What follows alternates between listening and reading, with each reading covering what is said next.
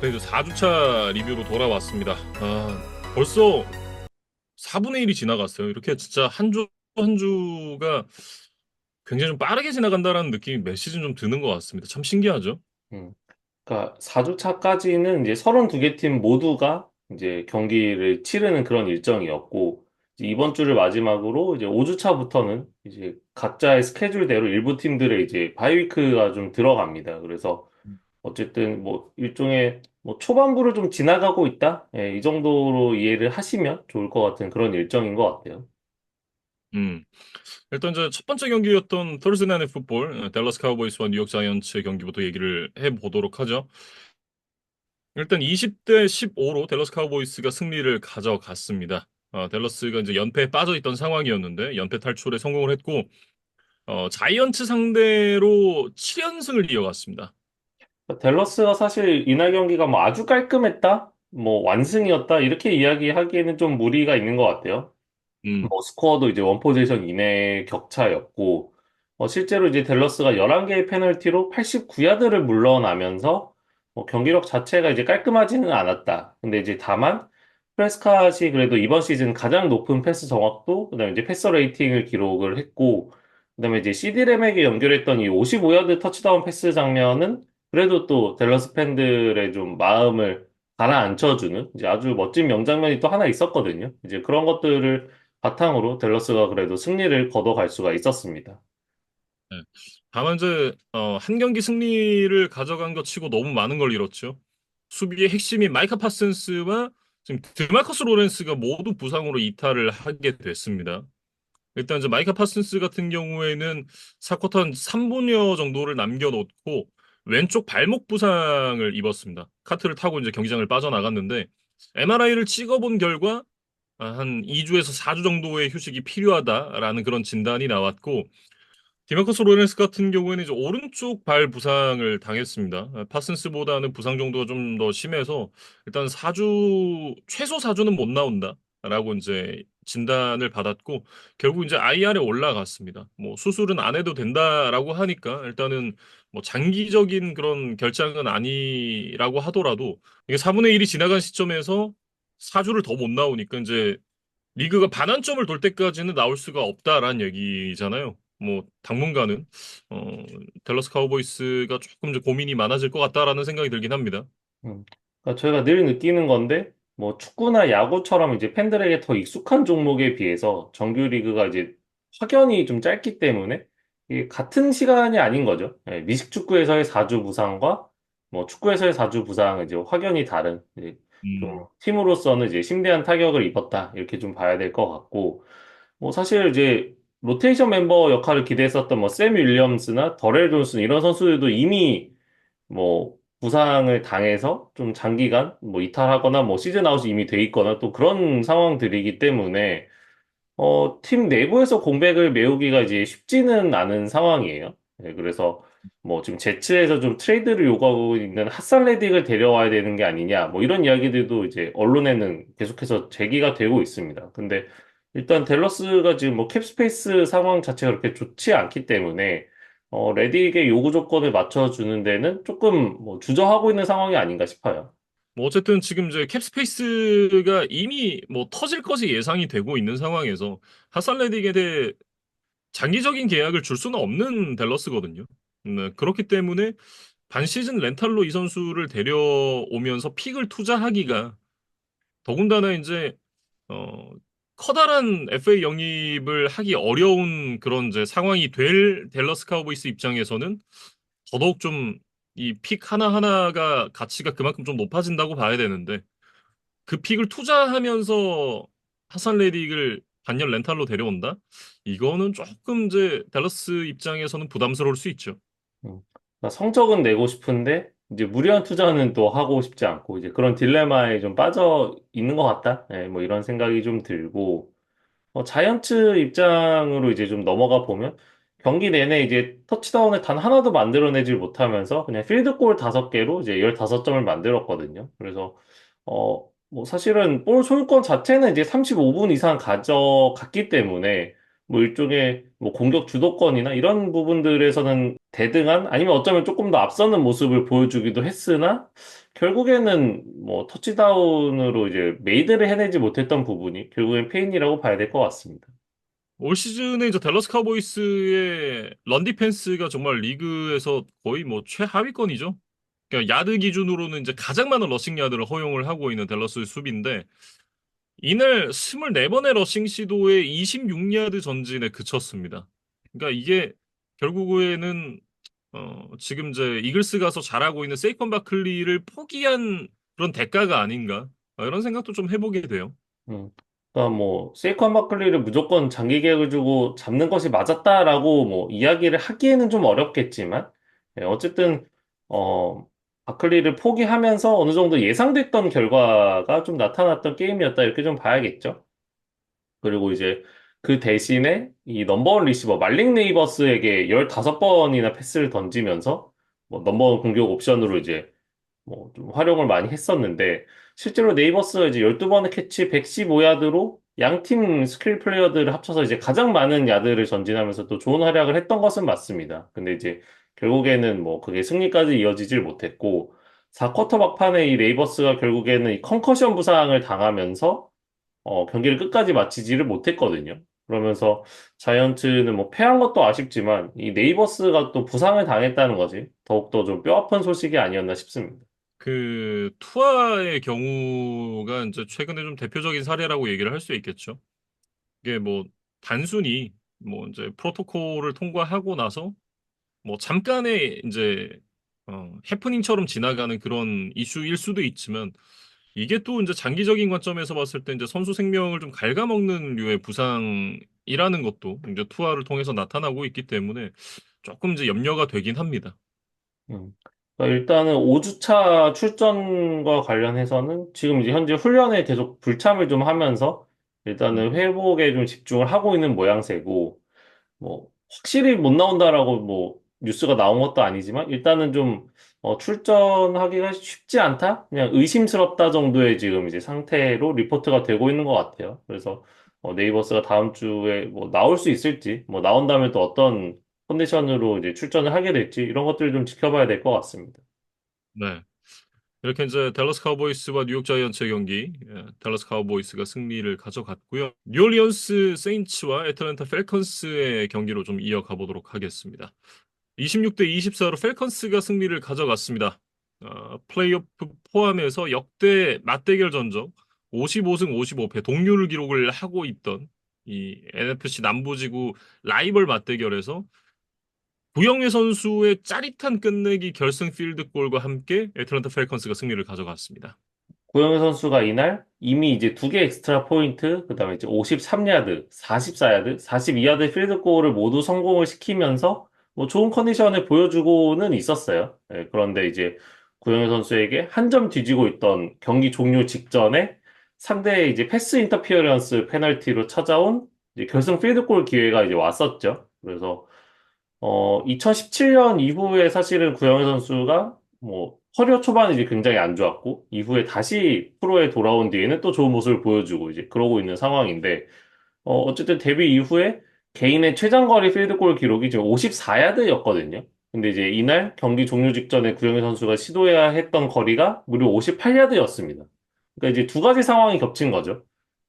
경기의 승패를 결정하는 이제 끝내기 필드골 기회와 자신이 지금 프로 무대에서 성공해보지 못한 최장거리 필드골 성공을 해야 한다는 미션. 이 두 가지 미션이 사실은 하나만 주어져도 이제 굉장히 힘든 건데 이게 지금 두 개가 한꺼번에 오는 이제 그런 굉장히 터프한 상황이었음에도 불구하고 그 중압감들을 잘 이겨내면서 뭐 침착하게 성공을 시켰고 예, 이날 뭐 가장 많은 스포트라이트를 받을 수가 있었습니다.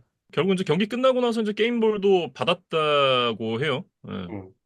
뭐 받을 만한 활약이었다고 생각됩니다. 뭐 키커가 사실 그렇게 이제 주인공이 되기가 쉽지 않은 뭐 이 풋볼 게임인데 구현 선수가 이날만큼은 정말 대단한 활약을 해줬고 2021년부터로 이제 기간을 한정해 보면 경기 종료 10초 이내를 남겨놓고 이 게임 위닝 필드골을 만들어낸 것이 벌써 8번째라고 해요. 그리고 이제 그게 이 기간 이 리그에 있는 모든 키커들 중에 이제 1위 기록이라고 하는데 이제는 뭐 승부처에서 충분히 믿고 맡길 수 있는 키커라는 점을 뭐 수년 동안 증명해 왔고 예, 이날도 아주 잘 보여줬다는 생각입니다. 이날 이제 펠컨스가 26득점을 하긴 했습니다만 이제 구영애 선수의 필드골 4개 그리고 이제 상대 펀트 리턴 과정에서 이제 미스플레이가 나왔던 부분을 또 이제 터치다운까지 연결을 했던 부분 그리고 이제 매주돈이 이제 튕겨낸 공을 트로이 앤더슨이 픽식스로 연결했던 장면들까지 이게 전부 이제 물론 이제 필드골은 공격팀에서 만들어냈다라고 얘기를 할 수 있습니다만 공격진에서 나온 터치다운이 하나도 없었다라는 건 조금 아쉬운 부분이죠. 음. 그러니까 커즌스가 이제 펠컨스에 지금 합류를 해서 4경기 정도를 뛰었는데 약간은 퍼포먼스에 좀 기복이 있는 것 같아요. 뭐 굉장히 음. 인상적인 뭐 게임 위닝 드라이브를 만들어냈던 적도 있었지만 예, 전체적으로는 뭐 미네소타 시절에 한참 좋았을 때 커즌스와는 아직은 좀 거리가 있어 보인다. 예, 라는 생각이 좀 들고 세인츠는 이제 수많은 부상 이슈에도 불구하고 경기 주도권 자체는 뭐 놓지는 않았던 것 같아요. 뭐 스위스 아미 나이프 이제 테이서 밀이 2개의 러싱 터치다운에도 기록을 했고 엘빈 카마라가 이제 이날 양 팀 합쳐서 유일하게 100야드 이상을 전진을 하면서 어 글쎄요 뭔가 나중에 판정 같은 개념이 있었다면 그래도 세인츠가 좀 우위를 점할 수 있는 그런 평가를 받을 수 있었던 경기가 아니었나라는 생각은 들거든요. 그러니까 결국에는 이길 수 있었던 게임이라고 뭐 간단하게 요약을 해야겠죠. 근데 이제 이기지를 못했고 뼈아픈 역전패를 당하고 말았는데 이미 사실 오펜시브 라인에 좀 많이 무너져 있습니다. 뭐, 주전 라이트 태클 라이언 램치가 없고, 센터 에릭 맥코이가 IR 리스트, 그 다음에 이제 라이트 가드 세다르 루이즈는 이제 이넥티브 명단에 올라가면서 이날 출전을 하지를 못했거든요. 그랬던 것을 감안하면 사실 공격력 자체는 나쁘지는 않았지만, 뭐, 결국에는 이제 마지막에 나왔던 이 패스 인터피런스 페널티라던가, 이런 부분들 결국엔 좀 아쉬웠습니다. 거기다가 테이섬 힐 선수가 갈비뼈 골절로 이제 부상을 입게 됐습니다. 테이섬 힐까지 이제 잃었다는 부분을 생각을 하면 여러모로 이제 이날 경기의 패배는 조금 아쉽다라고 봐야겠죠. 음. 그리고 이제 다음은 신시내티와 캐롤라이나의 경기인데, 이 신시내티 벵갈스가 34대 24로 승리를 하면서 드디어 첫 승을 만들어냈습니다. 3연패로 시즌을 출발을 했었던 벵갈스였죠. 근데 벵갈스와 이제 나란히 3연패로 시즌을 출발했던 팀이 제규어스, 타이탄스 요렇게 3인방이었는데 그 중에 일단 벵갈스가 가장 먼저 연패 탈출에 성공을 했습니다. 사실은 이제 공격에서는 그동안에 이 팀을 떠난 조믹슨의 공백을 좀 여실히 느끼고 있었어요. 근데 이제 이날만큼은 지난 시즌 5라운드에 뽑았었던 이 체이스 브라운이라는 선수가 80야드에 이제 2개 러싱 터치다운을 성공을 하면서 조버로의 이제 부담을 좀 줄여줬던 것, 그다음에 이제 앞으로의 가능성을 보여준 것이 벵갈스 입장에서는 이제 가장 큰 소득이 아니었나 싶습니다. 네. 그리고 이제 그 자말 체이스가 이제 조금씩 컨디션이 올라오고 있는 것 같아요. 이날도 이제 뭐 캐치는 3개밖에 없긴 했습니다만 이날 이제 그 수비 3명을 벗겨내고 상대 엔드존까지 들어가면서 63야드짜리 터치다운을 만들어낸 장면이 압권이었죠. 이제는 어 전반적으로 이제 뭐 자말 체이스도 그렇습니다만 신시내티 벵갈스의 공격력 자체가 이제 조금씩 올라오기 시작하는 것 같다라는 생각이에요. 음. 그러니까 잭 테일러 감독도 이 플레이에 대해서 어떤 컨택을 당했을 때 밸런스를 유지하는 능력, 그다음에 이제 폭발력, 이 2가지를 이제 동시에 아주 잘 보여준 플레이였다. 이러면서 이제 자말 체이스가 누구인지를 잘 보여줬던 플레이였다. 이렇게 좀 평가를 하면서 또 칭찬을 하는 이제 인터뷰를 했고, 캐롤라이나는 이제 지난주에 아주 좋은 모습을 보여줬던 앤디 달튼을 다시 한번 선발 쿼터백으로 내세우면서 2022년 12월 이후로 이제 팀적으로는 이제 첫 번째 연승을 노렸습니다. 근데 이제 아쉽게 결과를 만들어내지는 못했어요. 벵갈스에서 굉장히 오래 뛰었죠. 2011년부터 19년까지 뛰었으니까 이제 친정팀에서 굉장히 좀 오랜 기간 뛰다가 이제 계속해서 이제 약간 저니맨이 되면서 이렇게 자신의 커리어를 조금씩 이제 황혼기를 보내고 있는 앤디 달튼인데 앤디 달튼이 이제 참 뭐 이거 우연이라고 얘기를 해야겠습니다만 이상하게 팀을 옮길 때마다 신시내티를 계속 만나요. 음, 이게 2020년에 댈러스 소속으로 한 번 만났고 21년에 시카고 소속으로 만나서 이제 2번 다 그때는 이제 신시내티를 상대로 승리를 거뒀습니다만 2022년에 이제 뉴올리언스 세인츠 그리고 이제 올해 캐롤라이나 유니폼을 입고는 패배를 하고 말았습니다. 음. 그러니까 지금 달튼이 이 AFC 북부지구 팀으로는 지금 이적을 안 했거든요. 예, 계속 뭐 NFC에 있는 그러니까 사실은 벵갈스와는 다른 컨퍼런스에 있는 팀들을 위주로 계속해서 이적을 하고 있음에도 불구하고 스케줄이 어떻게 보면 계속 좀 겹치고 있어요. 그러니까 지금 맞아요.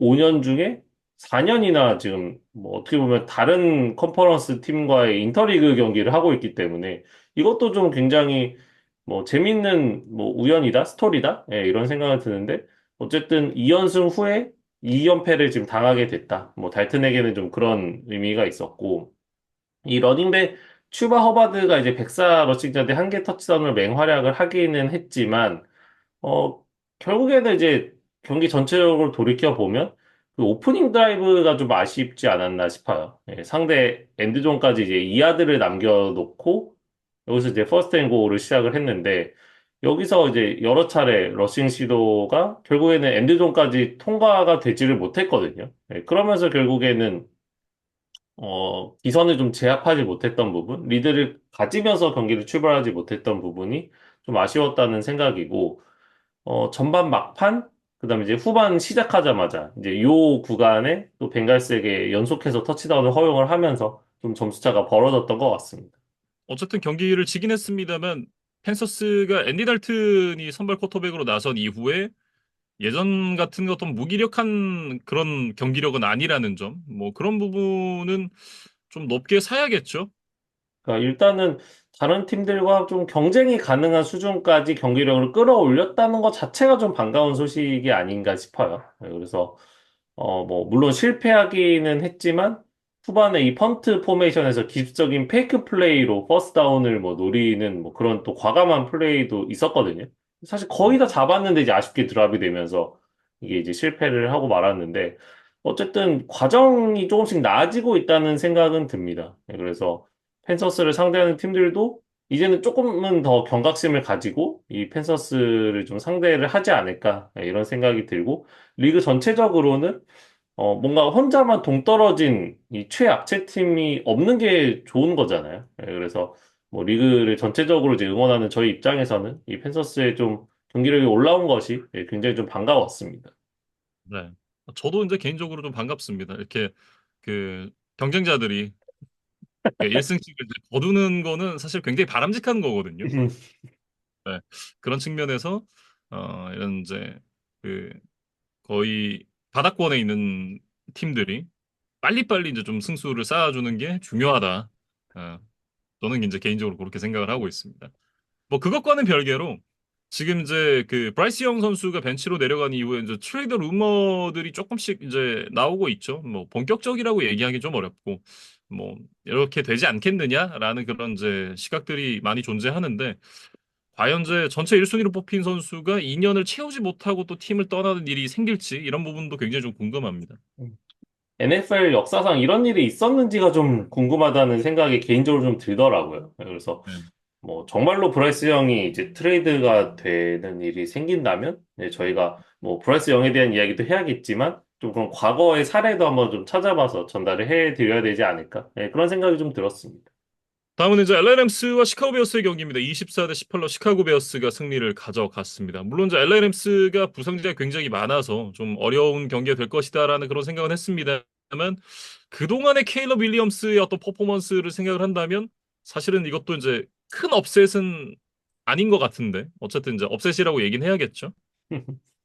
윌리엄스가 이제 처음으로 패스 레이팅 100점을 넘겼어요. 네, 그러면서 뭐 베어스 팬들이나 구단이 기대하던 경기력을 그래도 처음으로 좀 보여준 한 주가 아니었나? 라는 생각이 들고, 이제 베어스도 5할 승률에 복귀를 했습니다. 그래서, 근데 전체적으로 경기를 봤을 때, 뭐 저희가 스카우팅 리포트나 이제 대학 시절 필름에서 소개를 드렸었던 패트릭 마호스 유형의 어떤 센세이셔널한 퍼포먼스? 뭐 그런 이제 다재다능하고 아주 기묘한 뭐 그런 플레이들?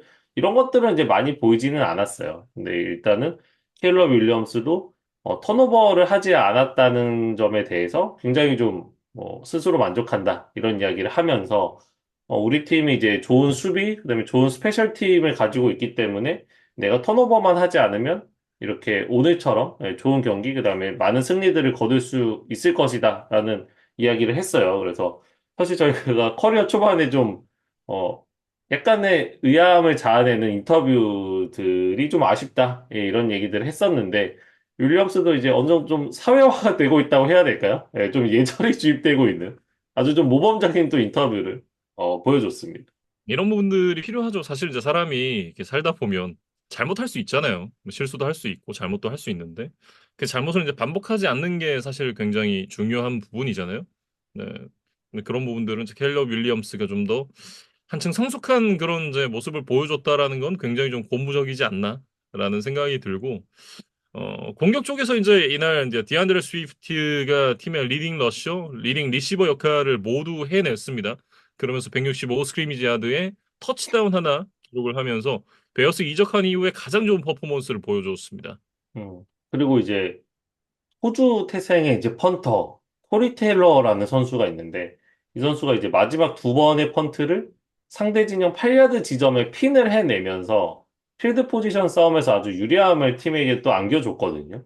이런 것들이 결국에는 램스에게 좀 부담을 지워주고 마음을 좀 조급하게 만드는데 큰 역할을 했던 것 같습니다. 그래서 이 토리 테일러 같은 경우에는 사실은 지난 시즌 대학 최고의 펀터에게 주어지는 상을 받고 이제 올해 NFL로 진출을 한 선수고, 베어스도 이제 이례적으로 4라운드 픽이라는 굉장히 높은 픽을 투자를 했습니다. 그러면서 지금 베어스의 스페셜 팀을 좀 개편하는 이제 하나의 중요한 요소로 지금 활용을 하고 있는데, 작년 이제 베어스의 펀터 트렌튼 길이라는 선수에 비해서 아직 4경기밖에 치르지 않았지만, 이제 우리가 펀터에게 주로 뭐 보는 스탯 중에 하나인 20야드 안에 얼마나 펀트를 많이 넣었느냐라는 이 기록에서 굉장히 비약적인 상승을 했더라고요. 데이터적으로. 그래서 이 토리 테일러가 굉장히 뭐 다리 힘도 강한 것 같고, 굉장히 또 정확한 펀트를 구사하면서 팀에게 이런 이제 필드 포지션 싸움에서 좀 유리함을 제공을 하고 있습니다. 그럼에도 불구하고 저는 이제 4라운드 픽을 뽑는 게 맞느냐에 대한 의문을 항상 갖고 있습니다. 그 강팀으로 분류되는 팀들이 이제 저런 식의 픽을 한다? 오케이. 이해할 수 있다. 인데 사실 뭐 베어스는 그런 팀은 아니잖아요. 근데 그런 부분을 생각을 해봤을 때는 이게 맞나? 물론 이제 결과값이 좋으니까 좋아졌다라고는 얘기는 할 수 있겠습니다만 사실 이제 이런 부분들은 좀 장기적인 관점에서 평가를 해야 되는 부분도 분명히 있겠습니다만 저는 항상 이제 스페셜 팀 플레이어들을 뭐 4라운드 내지는 5라운드 이런 픽을 사용해서 지명을 한다는 거에 대해서는 항상 좀 의문이 있습니다. 뭐 어쨌든 램스 얘기로 좀 넘어가 볼까요? 램스의 쿼터백 매튜 스태포드가 이날 이제 224 패싱 야드를 더하면서 커리어 토탈 5만 7,025 패싱 야드를 기록을 하게 됐습니다. 종전에 일라이 매닝이 갖고 있던 기록을 넘어서는 기록이에요.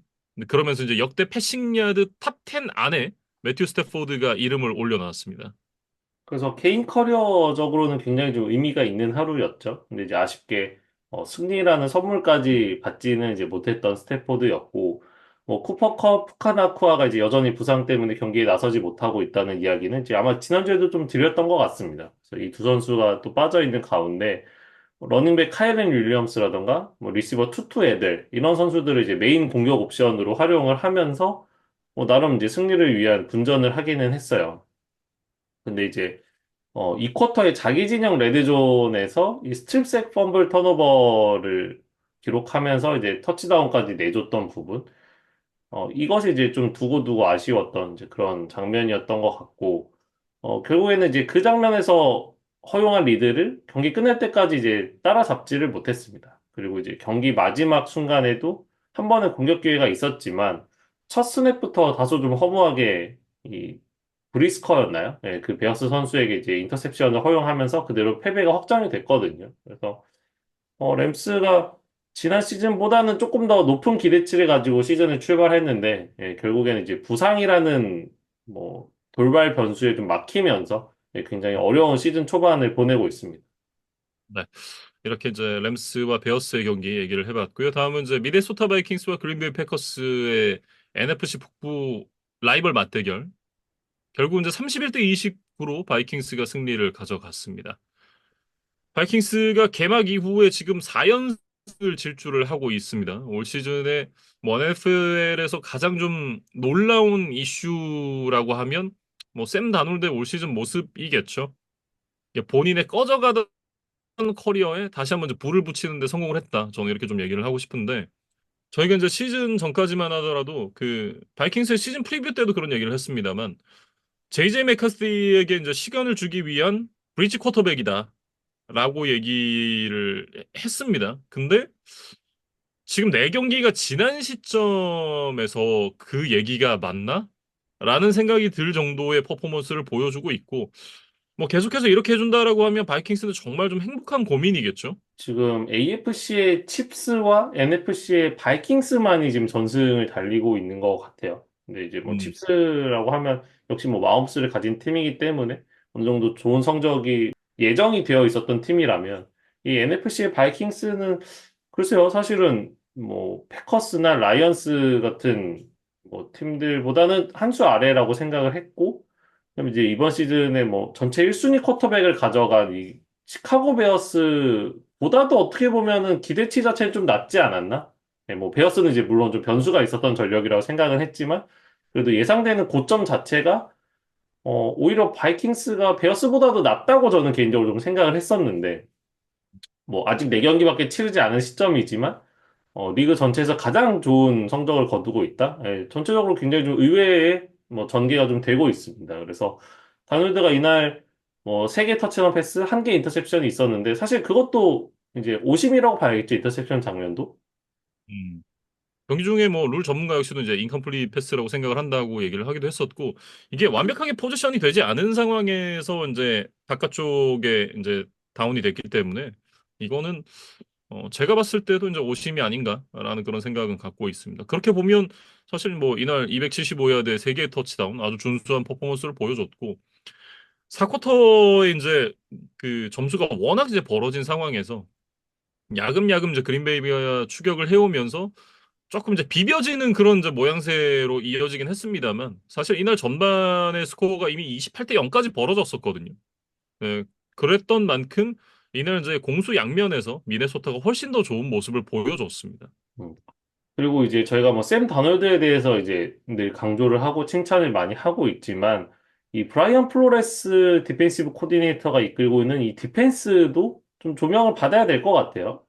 이날 이제 그 바이킹스의 디펜스가 4개 턴오버를 만들어냈습니다. 3개 인터셉션 그리고 하나의 펌블 만들어내면서 총 4개 턴오버를 만들어내면서 강력한 모습을 보여줬고 이게 그 시즌 초반에 첫 승 그리고 이제 2연승 이렇게 흘러갈 때까지만 하더라도 바이킹스가 왜 이기지?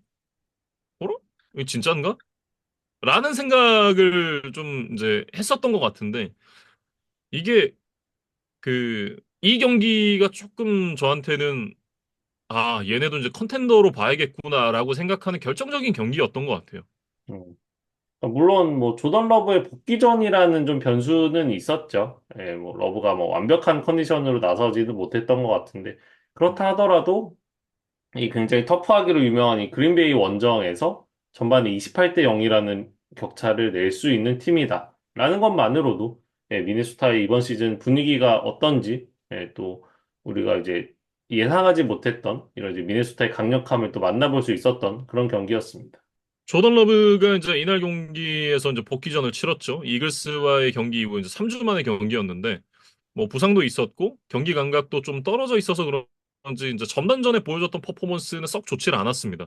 특히 이제 전반 마지막 투미닛에서 나온 터치다운 역시 그 펀트 상황에서 머프트 펀트가 나오면서 이제 공격 기회를 상대 레드존 안에서 잡았기 때문에 이게 득점까지 이어졌지. 사실 이제 전반이 무득점으로 경기가 끝날 뻔했었거든요.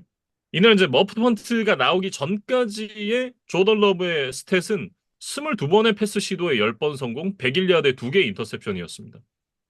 그러니까 그 전까지는 정말 좋지 않았다라고 봐야 될 것 같고 후반에 어마어마한 이제 패싱 야드를 쌓으면서 추격을 만들어내긴 했습니다만 사실 그 부분도 어느 정도는 이제 점수 차이가 원 포제션 전까지 좁혀지기 전까지는 어느 정도 바이킹스가 좀 물러난 상태에서 좀 빅플레이를 허용하지 않는 그런 디펜스를 했기 때문에 그런 많은 패싱 야드를 좀 허용했다라는 생각이고요.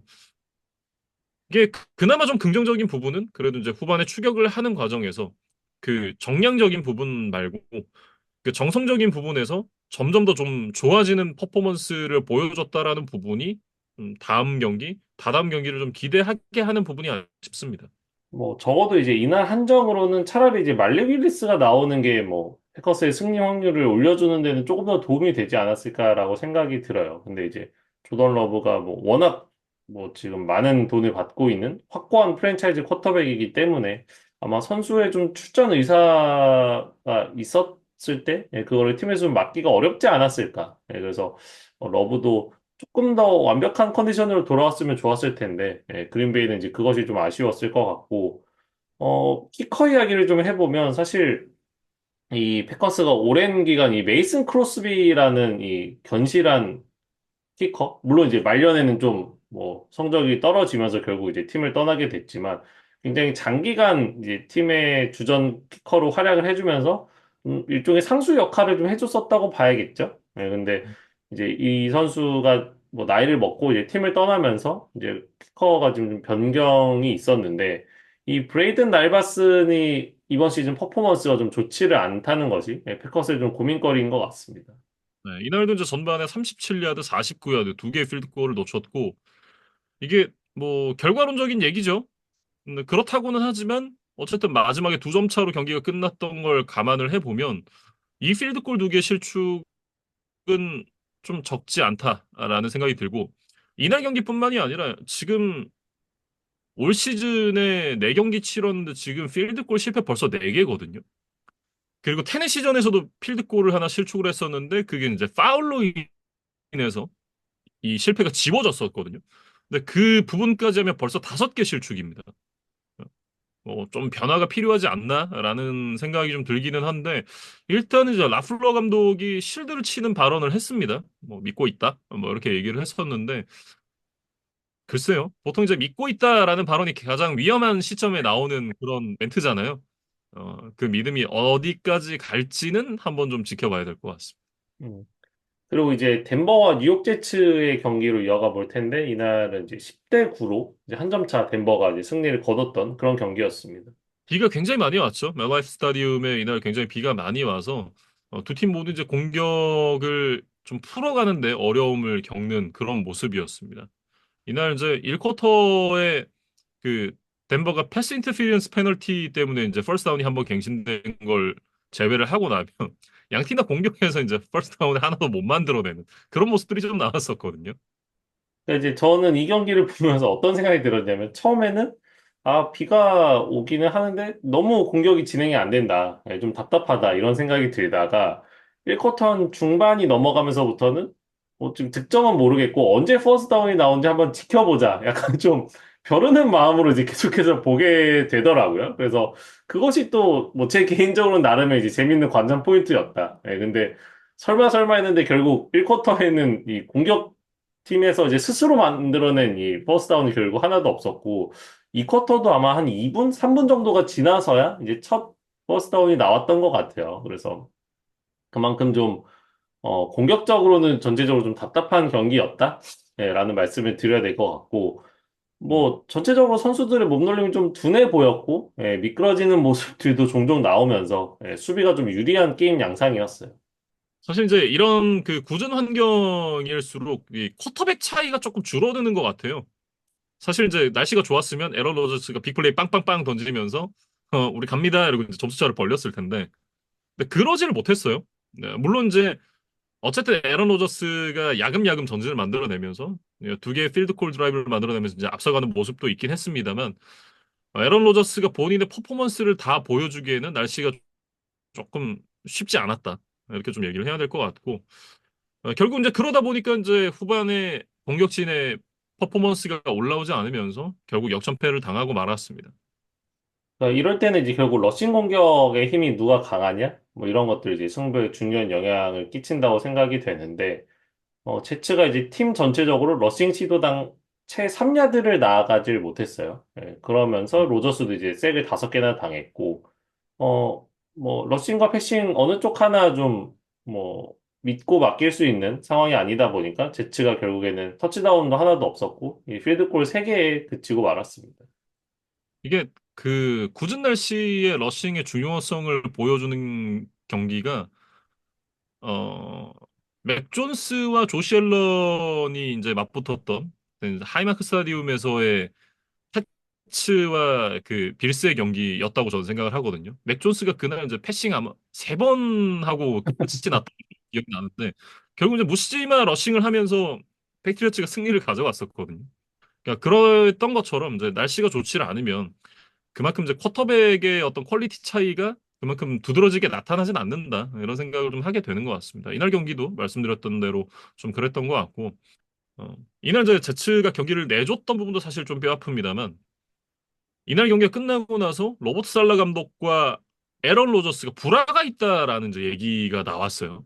그 소문의 뭔가 이제 원인을 좀 이야기를 해보면 제츠 오펜스가 이제 프리스냅 과정에서 너무 페널티가 많다. 이런 좀 문제점을 갖고 있거든요. 근데 이게 살라 감독의 생각으로는 로저스의 그 스냅 콜 자체가 너무 복잡해서 이걸 선수들이 좀, 어, 따라가지를 못하고 이제 이런 과정에서 이제 미스커뮤니케이션 때문에 페널티가 좀 많은 것 같다라는 이제 취지의 이야기를 했던 것 같아요.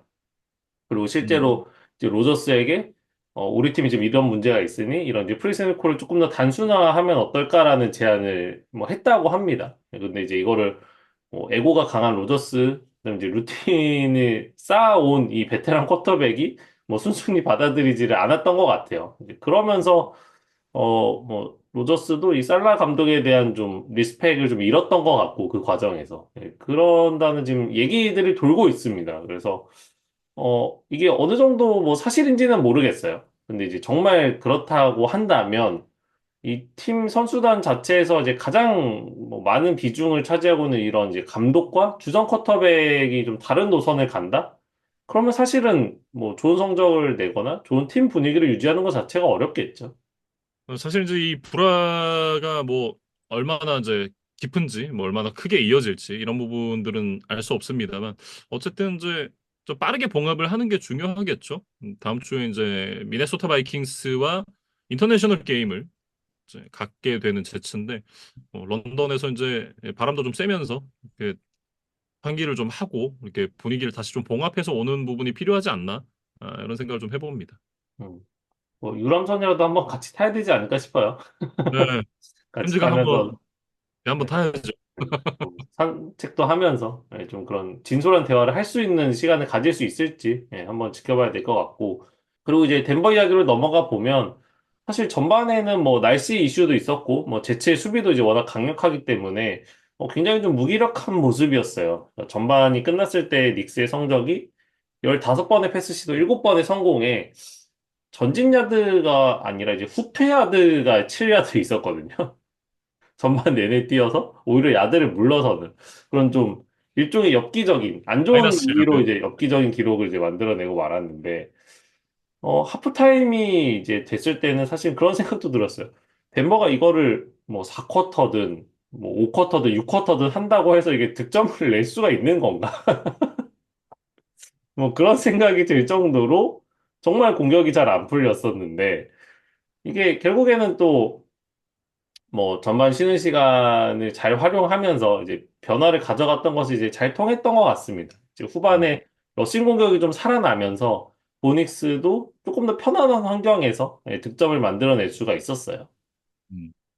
왜냐면 뭐 자본테 윌리엄스 그리고 이제 타리 맥로린 이 러닝백 듀오가 힘을 내는 사이에 결국 이제 보닉스가 포틀랜드 서튼에게 29야드짜리 패스를 성공시키면서 단숨에 또 상대 진영으로 넘어갔고 결국 이제 다시 한번 포틀랜드 서튼에게 패스를 연결을 하면서 보닉스가 프로 커리어 첫 패싱 터치다운을 기록을 했습니다. 결국 이제 이 로우 스코링 게임으로 이제 좀 이어지는 그런 분위기였기 때문에 이 터치다운 하나가 덴버에게는 굉장히 좀 큰 힘이 됐죠. 음. 닉스 이제 이번 경기 전체 성적을 보면 패스 성공률이 50%가 되질 않고 패싱 야드도 60야드밖에 되지를 않았어요. 그러니까 사실은 뭐 프로 커리어 첫 패싱 터치다운이라던가 뭐 승리라던가 이런 것들 다 축하를 해야겠지만 닉스의 전체적인 퍼포먼스 자체에 대해서 뭐 높은 평점을 주기는 어려운 경기기는 했습니다. 근데 일단은 이런 좀 터프한 날씨 상황, 그다음에 이제 원정 경기, 그다음에 상대 쿼터백이 굉장히 이름값이 높은 에런 로저스라는 뭐 중압감? 네, 이런 것들을 다 고려하면 그래도 어쨌든 꾸역꾸역 승리를 만들어냈다는 것 자체에 대해서 그래도 좀 의미를 부여해야 되지 않을까 싶고 보닉스가 좀 장기적으로 성장하는데 이런 뭐 경험들이 분명히 좀 자양분이 되지 않을까 싶습니다. 일단은 뭐 션 페이튼 감독도 보닉스에 대한 신뢰를 여전히 계속해서 보내고 있는 상황이고 뭐 이 선수가 아직까지는 뭐 많은 걸 해줄 수 있는 선수는 아니죠. 이 선수가 어떻게 많은 걸 해줄 수 있는 선수로 성장을 해 나가는지 이런 부분을 좀 지켜봐야 될 것 같습니다. 이렇게 이제 덴버 브론코스와 뉴욕 제츠의 경기까지 얘기를 해봤습니다.